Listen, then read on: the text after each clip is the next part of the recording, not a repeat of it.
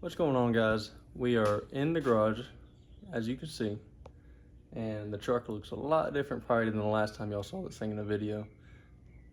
However many months ago, 4 months ago now. Been very busy, got married, had a honeymoon, and been to a bunch of other weddings, and haven't really had much time for any racing, but have made some time to work on this thing and get this thing knocked out as fast as I can right now.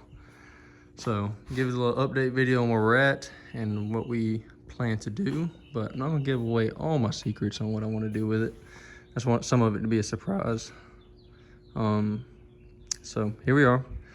I back halved it to cut the frame off, like y'all seen probably in the last video before. I think in the last videos I cut the frame off and it's just these X's going down right here. So now it's got the full back half of it all tubed out. It's all welded out right now.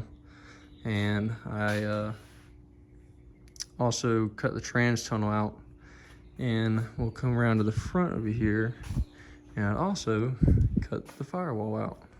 And also, I mean, I've done a lot of work since y'all have last seen it. And so now the firewall has got its framed out. There's still a little bit of welding in some areas that once I take the motor, the mock-up engine, this is just the junk big block that we've had. So once I take that out, then I can finish welding up some of the areas in the corners like there and over there, and kind of finish the welding up. But what I did is I cut the firewall out, moved the motor back, because a lot of these rules in the no prep racing small tire game right now is not saying anything about firewall rules, which is great. So if they end up putting a rule in place of it, then I guess I'm ruled out, and I'll just have to kind of shop around to see what race I can go to. But for the sake of what this thing was and where the motor was versus now, is a huge help for where it's going to be placed at now. You can see where the motor plate was at versus now where it is going to be. And let me tell you, I think it's overall, it moved back 7 inches, which definitely made it tighter in here. So I had to make a box, essentially right here. And the brake pedal, which I have over there, I'll show you in a second, it mounts to right there. And so hopefully, I haven't had a chance to get a set of cylinder heads to see how my steering shaft will work for the exhaust port. I'll just have to deal with that when it comes. If it's no big deal, I can get a tube around it, then we're good to go. If not, then I'll have to figure out something with my control, or not my control arm, but the steering shaft. Another little update is the transmission. It is still power glide, and I have made a lot of room, and it's going to stay open like this because I got an aftermarket case, so it's safe in that sense. But I do have to make a trans tunnel from here back down to under here. So that's going to be challenging for me. I've never made anything like that before, so I guess I'll tackle that. Probably take me a couple times.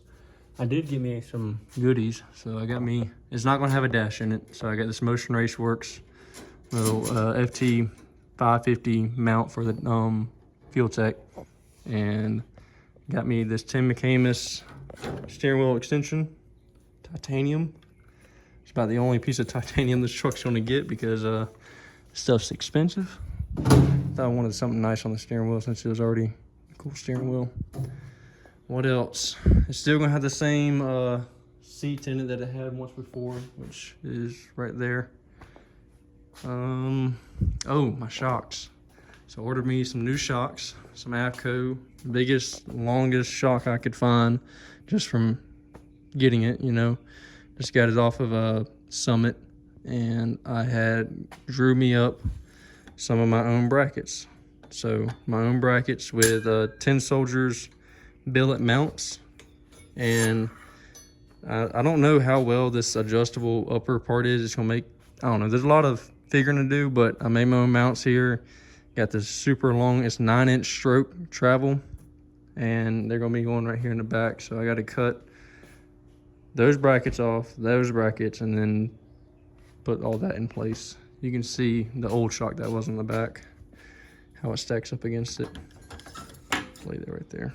So it's a much bigger and longer shock, so I'll be able to have a lot more tunability and a little bit more fun with it. Now, I'm gonna have dual parachutes when it comes back out, and this is why I want to leave a surprise, is what the combination is going to be. Now, the combination is not going to be nitrous. I'll tell you that. It's not going to be coming back out nitrous. So that does leave it only to be boosted, but I don't know if it'll be Pro Charger. I don't know if it'll be turboed. So we'll just leave that up for, it'll be a little bit of a surprise when y'all see it. Oh, hate it or love it, don't matter. I'm gonna do it anyways. This is a Tim McAmis big wing, not a big, they don't call it a big wing, but they just call it a regular Tim McAmis wing mount kit. And I've got in contact with 9 Lives Racing with their wings that I've seen on a couple different race cars. The Kraken, I know, runs his wing. I've seen one other car, I don't know the guy's name, but I've seen them have his wing on there. So I got in contact with them, and I'm gonna get a big wing placed on there. And I think y'all are gonna like it. It's gonna look proper for the truck. Some of the aerodynamic stuff I'm gonna incorporate in it. So that's that. Hate it or love it. It can come off and on. It'll look correct. There's still gonna be another wing underneath it. So when I take that one off, the truck doesn't look naked. So y'all see. And the other bed I have for it, the original one that y'all seen, it was just in a rough, I mean, I know this one looks rough, but it was also in rough condition. The other one just had paint over it. This one has nowhere near the amount of rust holes and Bondo as the other one did. This one is a lot more, you know, metal-y sound, if that makes sense. There's no Bondo in it. So I'm gonna cut this one up. I'm gonna skin it to where it's just a bare skin. It'll be less in there than the last one. So we'll get that put in place. And that's that.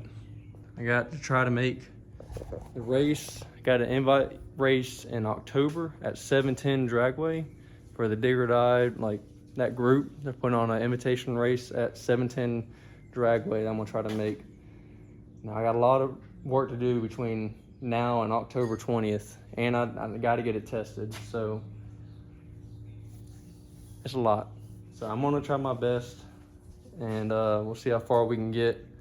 If not, worst comes to worst, my dad is finishing up his car, and he should be testing it, you know, within the next month, couple months. We should be able to go play with it. And if I don't have this thing done, then we're gonna take that. So let's hope we have this done, because I'd really rather take this because it's more properly set up for that style of racing. His is like a kind of a radial car, if you will, and it's really heavy on the front end. But we'll give it a shot and see what we can do. So there's the quick update. It's just a kind of one and done tape. Just going to upload it to YouTube and let y'all watch it. So I'll catch y'all later and let y'all see the surprise later on. See ya.